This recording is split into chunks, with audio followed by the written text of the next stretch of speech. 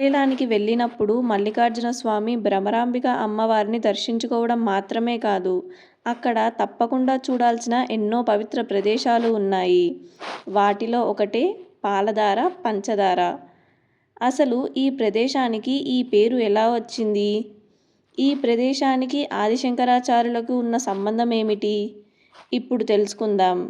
శ్రీశైలం ప్రధాన ఆలయం నుంచి సుమారు 4-5 కిలోమీటర్ల దూరంలో శిఖరం వైపు వెళ్లే మార్గంలో పాలధార పంచదార ఉంటుంది.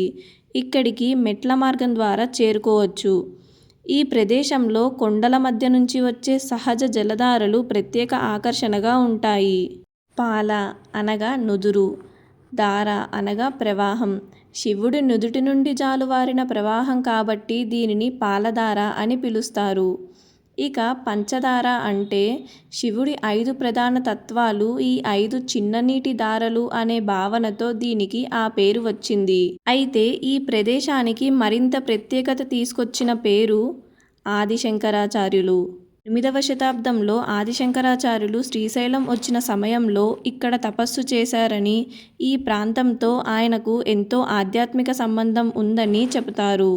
అంతేకాదు శివానంద లహరి అనే ప్రసిద్ధ శివభక్తి స్తోత్రాన్ని శ్రీశైలంలో రచించారని శంకర సాంప్రదాయ వర్గాలు కూడా పేర్కొంటాయి.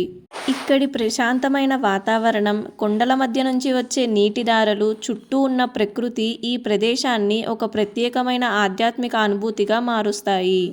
అందుకే శ్రీశైలానికి వెళ్లే వాళ్ళు పాలధార పంచదారను కూడా తమ దర్శన ప్రదేశాల్లో ఒకటిగా చేర్చుకుంటారు.